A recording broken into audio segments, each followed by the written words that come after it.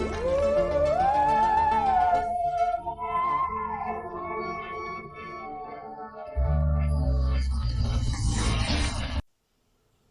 Morning and welcome to the Tar education friends. Tar education के daily current affairs class में मैं प्रकाश कुमार आप सभी का स्वागत करता हूं। आज है 14 अगस्त 2021। देखेंगे अब तक के सभी महत्वपूर्ण करंट अफेयर्स जो आपके आगामी सभी परीक्षाओं के लिए अति महत्वपूर्ण होंगे। साथ में देखेंगे ज़्यादा से ज़्यादा एक्स्ट्रा फैक्ट्स जो आपको औरों से आगे रखेगा। इस क्लास का पीडीएफ आप टार एजुकेशन के वेबसाइट और इन सभी सोशल मीडिया प्लेटफॉर्म से डाउनलोड कर सकते हैं। टार एजुकेशन का वेबसाइट और ये सब लिंक सभी डिस्क्रिप्शन बॉक्स में नीचे दिया गया है। क्लास हिंदी इंग्लिश दोनों में है। आपसे आग्रह है कि क्लास अंत तक अटेंड करें, तभी आपको इस क्लास का महत्व पता चलेगा। और क्लास परीक्षा उपयोगी लगे तो प्लीज़ वीडियो को लाइक कर दें, ज़्यादा से ज़्यादा शेयर करके टार एजुकेशन का सहयोग करें।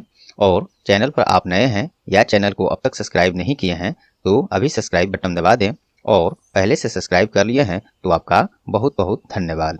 तो चलिए बिना देर किए शुरू करते हैं आज का क्लास। पहला प्रश्न है, recently the tenure of home secretary in the government of India has been extended for 1 year. What is his name? हाल ही में भारत सरकार में गृह सचिव का कार्यकाल 1 वर्ष के लिए बढ़ा दिया गया है। उनका नाम क्या है? तो सही जवाब है अजय कुमार भल्ला। अजय कुमार भल्ला गृह सचिव के रूप में यह दूसरी बार ये कार्यकाल उनका बढ़ाया गया है।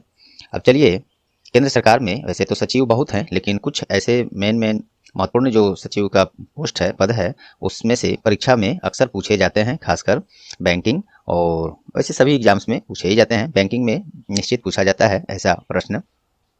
तो चलिए, केंद्र सरकार में कुछ महत्वपूर्ण ऐसे पोस्ट हैं सचिव का जो कि देख लेते हैं। कैबिनेट सचिव कौन है अभी? तो राजीव गौबा। इनका भी कार्यकाल हाल ही में बढ़ाया गया है। रक्षा सचिव अभी कौन है? अजय कुमार हैं।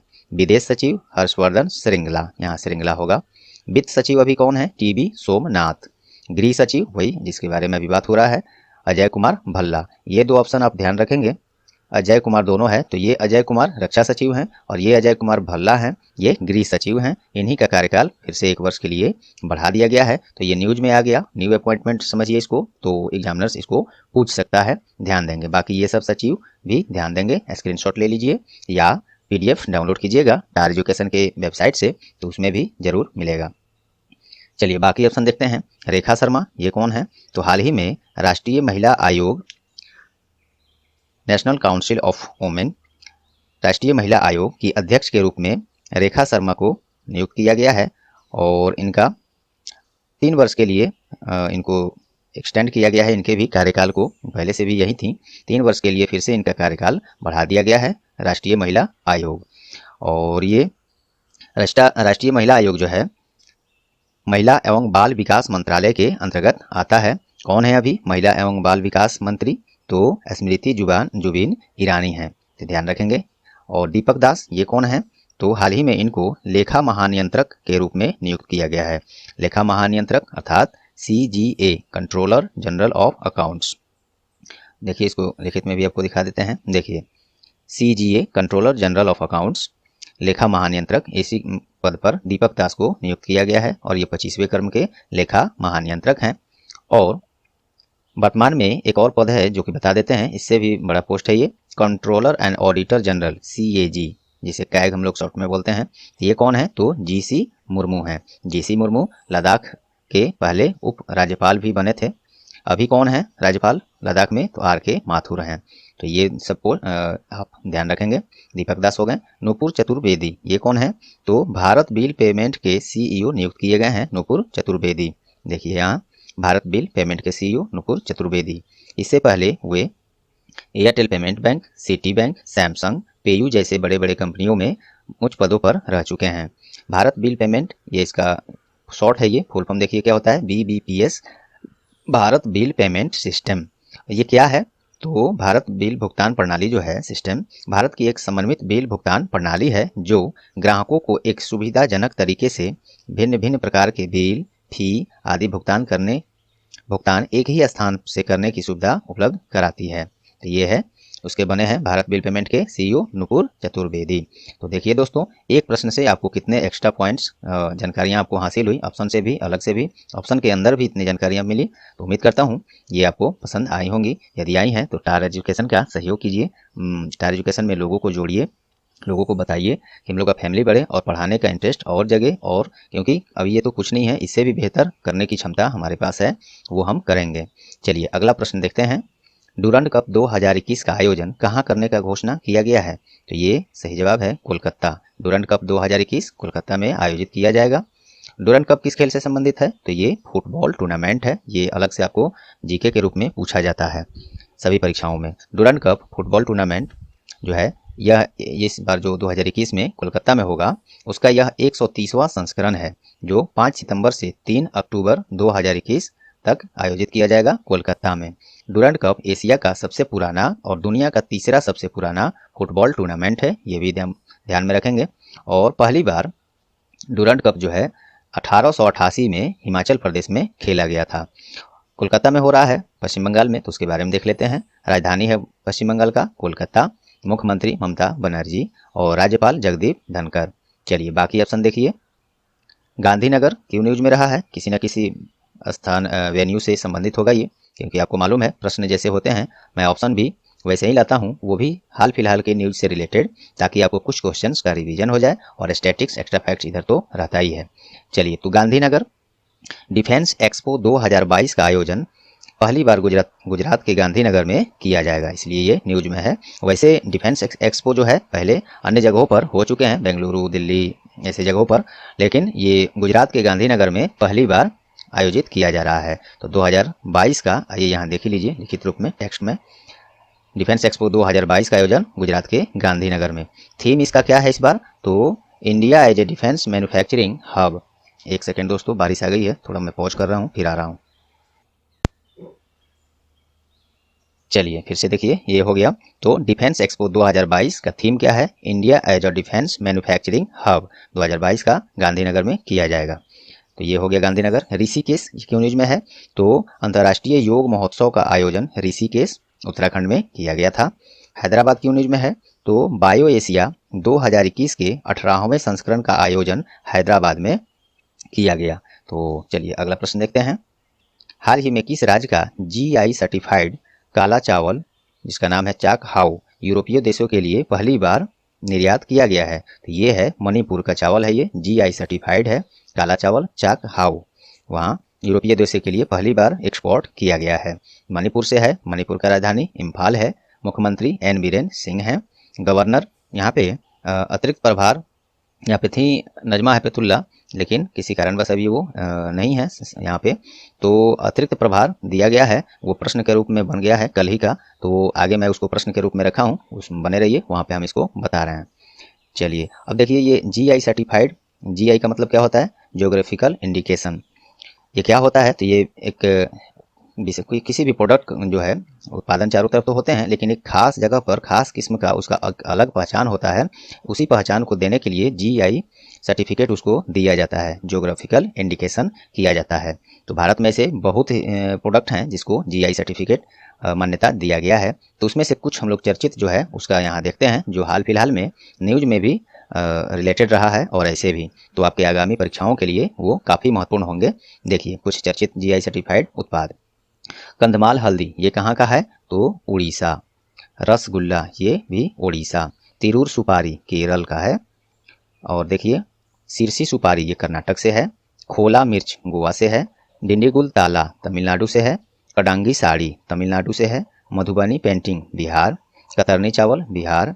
मघई पान बिहार। शाही लीची मुजफ्फरपुर, वो भी बिहार। जर्दालू आम, ये भी बिहार। अल्फांसो आम, ये महाराष्ट्र से है। गुलबर्ग रहर दाल, ये कर्नाटक से है। पलानी पंचामृतम, ये तमिलनाडु से है। मणिपुर काली चावल, जिसकी प्रश्न में अभी हम लोग चर्चा किए हैं, मणिपुर से है। कश्मीरी केसर, नाम से ये स्पष्ट है, जम्मू कश्मीर से। तो ये रहा कुछ महत्वपूर्ण GI सर्टिफाइड प्रोडक्ट। उम्मीद करता हूँ ये आपको अच्छी लगी होंगी। चलिए बाकी ऑप्शन देखते हैं, ये सब भी न्यूज में क्यों रहा है। तो बिहार, ये बिहार से हाल ही में, बिहार का एक जगह है भागलपुर, वहाँ से GI सर्टिफाइड एक आम है जर्दालू आम, ये पहली बार यूनाइटेड किंगडम को निर्यात किया गया है, इसलिए ये हाल ही में न्यूज में रहा था ये प्रोडक्ट। महाराष्ट्र, महाराष्ट्र से भी जीआई सर्टिफाइड जलगांव केला पहली बार दुबई के लिए निर्यात किया गया है, न्यूज में बना था। नागालैंड, ये यहाँ से भी एक जीआई सर्टिफाइड जीआई प्रमाणित राजा मिर्च है, एक राजा मिर्च पहली बार लंदन के लिए निर्यात किया गया है। राजा मिर्च, इसको एक दूसरे नाम से भी जानते हैं, भूत जोलोकिया, इस नाम से भी जानते हैं। तो ये सभी आपको फैक्ट्स जीआई सर्टिफाइड प्रोडक्ट से संबंधित रहे और न्यूज में यही बना था। चलिए अगला प्रश्न देखिए। चौथा प्रश्न है, हाल ही में किसे जुलाई महीने के लिए पुरुष वर्ग में ICC player of the month चुना गया है? ये चुना गया है साकिब अल हसन। साकिब अल हसन बांग्लादेश के जाने माने क्रिकेटर हैं, इन्हीं को ICC player of the month जुलाई महीने के लिए चुना गया है। और इसी के साथ एक ये अलग प्रश्न बन सकता था, लेकिन मैं इसी में डाल दिया हूँ। महिला वर्ग की बात करें तो वेस्ट इंडीज की महिला क्रिकेट टीम की कप्तान स्टेफनी टेलर को जुलाई महीने के लिए ही ICC women player of the month चुना गया है। आईसीसी की बात हुई है, इसके बारे में देख लेते हैं, क्योंकि यही अंतर्राष्ट्रीय स्तर पर क्रिकेट का आयोजन कराता है। आईसीसी इंटरनेशनल क्रिकेट काउंसिल, मुख्यालय दुबई जो कि संयुक्त अरब अमीरात में है। स्थापना 15 जून 1909 में। चेयरमैन ग्रेग बार्कले हैं। सीईओ पोस्ट अभी खाली है, यहाँ पे मनु साहनी थे जो कि अभी इस्तीफा दे दिए हैं किसी कारणवश, डिपार्टमेंटल इंक्वायरी इन पर चल रही है, जो भी कारण हो चलिए आगे देखेंगे। बाकी ऑप्शन देखिए। शिखर धवन, ये क्यों न्यूज में रहे हैं? तो 6000 वनडे रन बनाने वाला सबसे तेज भारतीय ओपनर क्रिकेटर, ध्यान दीजिएगा, 6000 वनडे रन बनाने वाला सबसे तेज भारतीय ओपनर क्रिकेटर बन गए हैं शिखर धवन। बाबर आजम, बाबर आजम सबसे तेज 14 ओडीआई शतक बनाने वाला बल्लेबाज बन गए हैं, विश्व का सबसे तेज 14 शतक बना चुके हैं ओडीआई में, तो ये बनाए हैं बाबर आजम। और ये पाकिस्तान के क्रिकेट खिलाड़ी हैं और ये 81 पारी में ये उपलब्धि हासिल किए हैं। इससे पहले विराट कोहली भी ये किए हैं, लेकिन वो शायद हमको लगता है 87-88 पारी में ऐसा किए हैं, कंफर्म नहीं है, छोड़िए उस बात को। तो ये सबसे तेज अब बन गए हैं, 14 ओडीआई शतक बनाने वाले बाबर आजम पाकिस्तान के हैं। क्रिस गेल, ये न्यूज में क्यों है? तो T20 मैच में 14,000 रन पूरा करने वाला विश्व का पहला क्रिकेटर बन गए हैं। T20 मैच में 14,000 रन पूरा करने वाले क्रिस गेल ये क्रिकेटर बन गए हैं और ये वेस्ट इंडीज टीम के लिए खेलते हैं। हमारे यहाँ आईपीएल जो होता है, इंडियन प्रीमियर लीग, उसमें भी ये खेलते हैं। किस टीम की तरफ से? कोलकाता नाइट राइडर्स की तरफ से। चलिए अगला प्रश्न देखिए। हाल ही में किस अंतर्राष्ट्रीय हवाई अड्डे को विश्व का सर्वश्रेष्ठ हवाई अड्डा घोषित किया गया है? तो ये है हमाद हवाई अड्डा। Sky tracks world airport award वही ये दिया है 2021 में। ये जो हवाई अड्डा है हमाद हवाई अड्डा कतर के दोहा में स्थित है, इसी को यह पुरस्कार मिला है, पहले स्थान पर आया है सर्वश्रेष्ठ हवाई अड्डा के सूची में। इस सूची में भारत की तरफ से बात करें तो भारत की तरफ से पहला और विश्व में 45वां स्थान मिला है इंदिरा गांधी अंतर्राष्ट्रीय हवाई अड्डा दिल्ली, जिसको IGI दिल्ली शॉर्ट में बोला जाता है। भारत की तरफ से कुछ और हैं, ऐसे 4 हवाई अड्डे को उसमें स्थान मिला है। एक तो इंदिरा गांधी अंतर्राष्ट्रीय हवाई अड्डा IGI जिसे कहेंगे 45वें स्थान, हैदराबाद हवाई अड्डा 71वें स्थान और मुंबई 52वें स्थान, बेंगलुरु 68वें स्थान पर है। बाकी ऑप्शन देखिए। कैंपेगौड़ा हवाई अड्डा ये कहाँ का है? उम्मीद करता हूँ आप लोग को होगा ध्यान में, ये भारत का ही हवाई अड्डा है। हाल ही में परिचालन समानांतर रनवे बनाने वाला पहला हवाई अड्डा बन गया है कैंपेगौड़ा हवाई अड्डा। परिचालन समानांतर रनवे बनाने वाला ये पहला हवाई अड्डा बना है और ये बेंगलुरु में स्थित है। कोचीन अंतर्राष्ट्रीय हवाई अड्डा, तो ये एयरपोर्ट काउंसिल इंटरनेशनल ACI का हवाई अड्डा सेवा गुणवत्ता में उत्कृष्टता पुरस्कार जीता है। कौन? कोचीन अंतर्राष्ट्रीय हवाई अड्डा। ये कहाँ है? नाम से स्पष्ट है, कोचीन केरल में है। चलिए ये रहा। अगला प्रश्न देखिए। हाल ही में किसे मणिपुर के राज्यपाल का अतिरिक्त प्रभार दिया गया है? तो यही प्रश्न ऊपर में हमने बोल रहा था कि अतिरिक्त प्रभार मिला है। मणिपुर के राज्यपाल नजमा हेपतुल्ला थी, अभी वो वहाँ पे नहीं है, तो अतिरिक्त प्रभार दिया गया है। किसे दिया गया है? श्री गंगा प्रसाद को दिया गया है। वैसे ये सिक्किम के राज्यपाल हैं, यहाँ पे शायद मैं लिखा भी था, हाँ, गंगा प्रसाद वर्तमान में सिक्किम राज्य के राज्यपाल भी हैं। अब इनको मणिपुर का अतिरिक्त प्रभार दिया गया है, न्यूज में आ गया है, तो ये आपसे पूछा जा सकता है। मणिपुर के बने हैं, तो मणिपुर का राजधानी इम्फाल है। मुख्यमंत्री N बिरेन सिंह है, गवर्नर यही होंगे फिलहाल। चलिए बाकी ऑप्शन देखिए। विश्वभूषण हरिचंदन ये कहाँ के राज्यपाल हैं? तो आंध्र प्रदेश के राज्यपाल हैं। आंध्र प्रदेश के मुख्यमंत्री कौन हैं? YS जगनमोहन रेड्डी। सत्यपाल मलिक ये कहाँ के राज्यपाल हैं? तो ये मेघालय के राज्यपाल हैं और मेघालय का राजधानी शिलोंग है। मुख्यमंत्री कोनराड के संगमा हैं। BD मिश्रा ये अरुणाचल प्रदेश के राज्यपाल हैं। अरुणाचल प्रदेश का राजधानी ईटानगर है। मुख्यमंत्री पेमा खांडू हैं। चलिए अगला देखिए, हाल ही में किस बैंक को गिफ्ट सिटी में IFSC बैंकिंग इकाई स्थापित करने की अनुमति मिला है? ये मिला है ड्यूश बैंक को। ड्यूश बैंक एक जर्मनी का व्यावसायिक बैंक है, यहाँ मैंने दिया है। ड्यूश बैंक गुजरात में भारत के पहले शब्द है ये, पहले वैश्विक वित्तीय केंद्र में अपनी IFSC बैंकिंग इकाई स्थापित करेगा। और ये हो गया, गिफ्ट सिटी में अंतर्राष्ट्रीय वित्तीय सेवा केंद्र 2015 में स्थापित किया गया था। गुजरात में ये हो रहा है। तो गुजरात का राजधानी विजय रूपानी है और राज्यपाल आचार्य देवव्रत हैं और राजधानी गांधी नगर है। चलिए बाकी ऑप्शन देखिए, इंडस इंड बैंक ये क्यों न्यूज में है? तो RBI ने हाल ही में इंडस इंड बैंक को एजेंसी बैंक के रूप में कार्य करने की अनुमति दे दिया है। मुझे लगता है 1 वीक पहले का ये न्यूज है। तो इससे क्या होगा, इंडस इंड बैंक को एजेंसी बैंक के रूप में कार्य करने का अनुमति मिला है। तो इससे क्या होगा कि अन्य सामान्य जो बैंकिंग कार्य ये करता था बैंक को तो करेगा ही, अब सरकारी ट्रांजैक्शंस जो होंगे, बॉन्ड्स होंगे, उसको भजाने का, अन्य सरकारी जो भी कार्य होंगे उसको भी ये कर सकता है। सरकार से कोई भी कार्य ले सकता है, कर सकता है। यही इसका फायदा होगा एजेंसी बैंक के रूप में बनने पर। SBI क्यों न्यूज में है?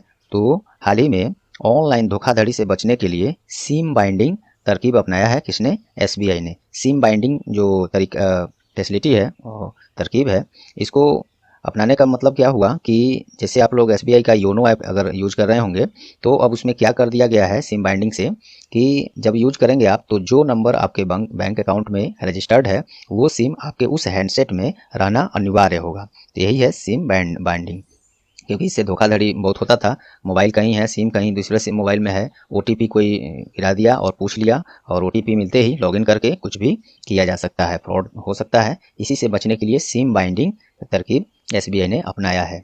DBS बैंक ये क्यों न्यूज में है? तो मोस्ट इनोवेटिव इन डिजिटल बैंकिंग की सूची में पहला स्थान DBS बैंक ने पाया है। यह सिंगापुर आधारित एक बैंक है जो भारत में भी सर्विस देता है।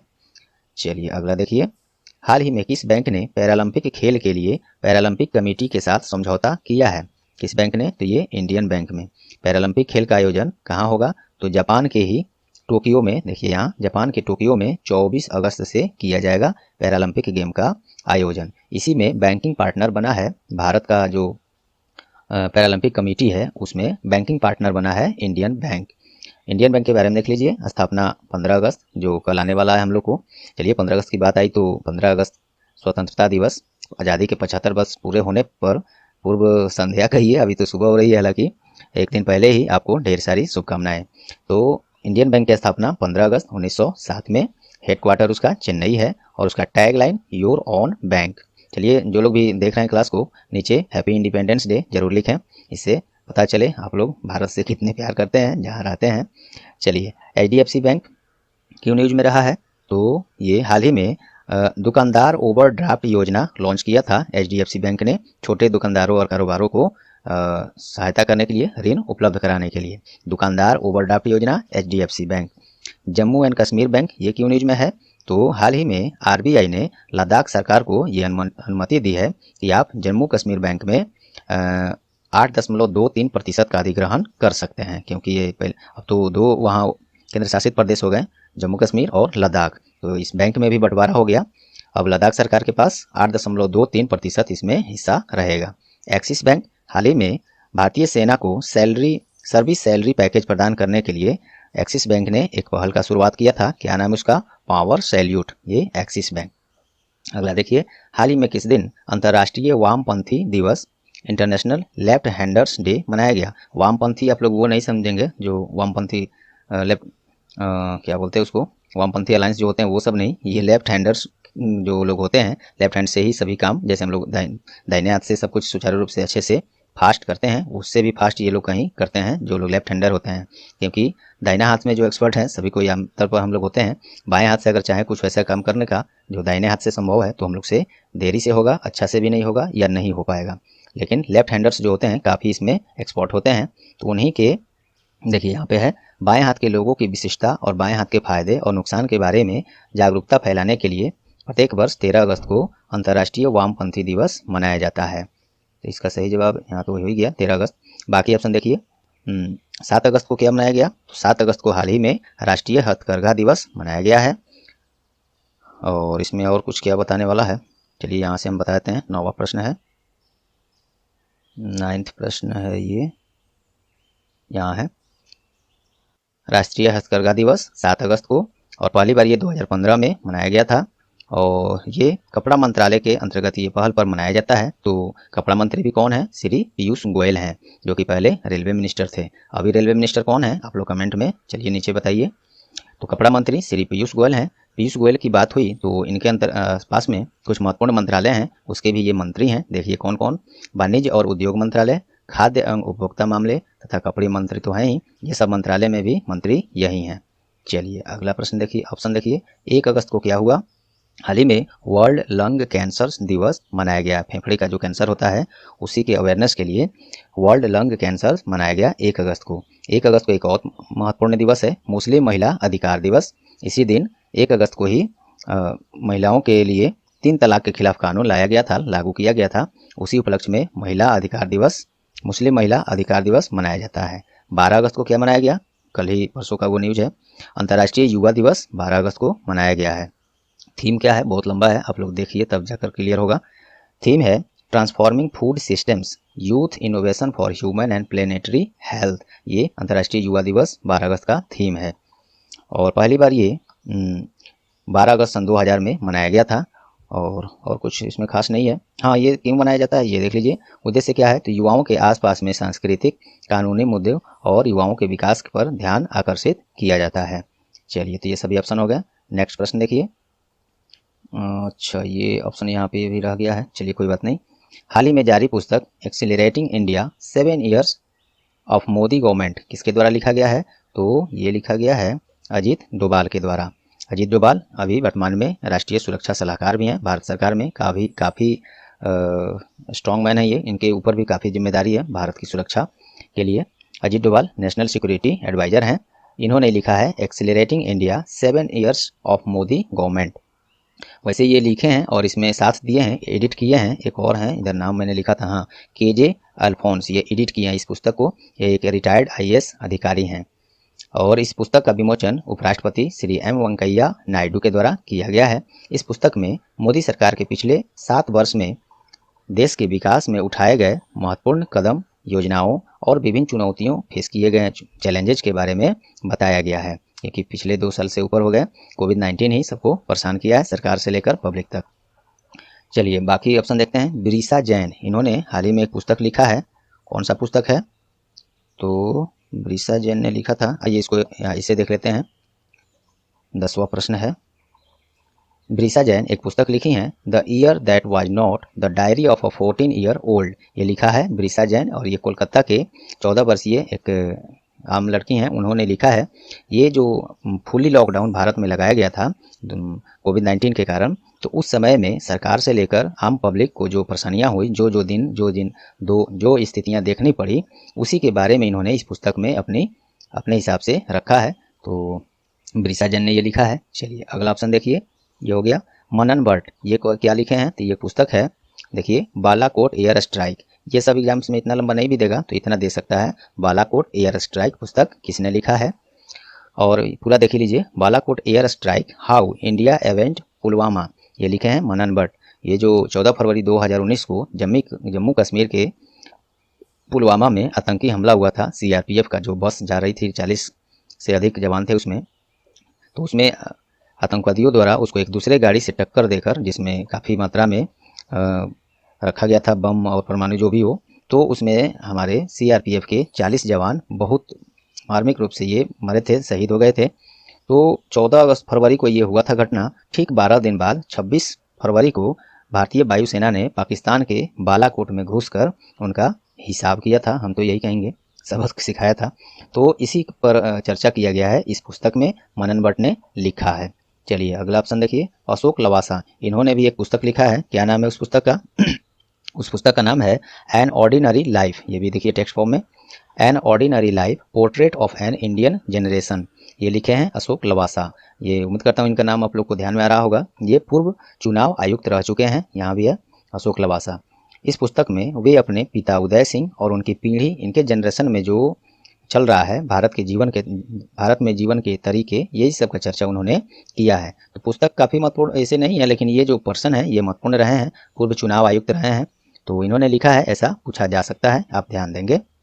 चलिए ये रहा। चलिए क्वेश्चन ऑफ द डे आज का देखिए, हाल ही में कौन सैटेलाइट फ़ोन वाला भारत का पहला राष्ट्रीय उद्यान बन गया है? इसका जवाब ये कल ही मैं कराया था, इसका जवाब आप लोग कमेंट बॉक्स में अवश्य करें। तो चलिए दोस्तों, उम्मीद करता हूँ ये क्लास आप लोग को परीक्षा उपयोगी लगी होंगी। यदि हाँ तो प्लीज़ वीडियो को लाइक कर दें, और फिर से आप लोग से नम्र निवेदन है कि ज़्यादा से ज़्यादा शेयर करके अन्य लोगों को शेयर करें और जोड़ें, ताकि आपके इस प्रयास से तार एजुकेशन का सहयोग हो, हम लोग का फैमिली बढ़े। और चैनल पर आप नए हैं या चैनल को अब तक सब्सक्राइब नहीं किया हैं तो अभी सब्सक्राइब बटन दबा दीजिए, और पहले से सब्सक्राइब कर लिए हैं तो आपका बहुत बहुत धन्यवाद। और बेल आइकन भी साथ में दबा दें, जो कि आप जानते हैं, लेकिन बताना मेरा यहाँ धर्म है, एक यूट्यूबर के और टीचर के होने के नाते मैं अपने चैनल को ग्रो करने के हिसाब से, ताकि आपको आगे आने वाले सभी महत्वपूर्ण क्लास के नोटिफिकेशन सबसे पहले मिले। तो चलिए ये रहा आज का क्लास, मिलते हैं अगले महत्वपूर्ण किसी क्लास में, तब तक के लिए goodbye, all the best.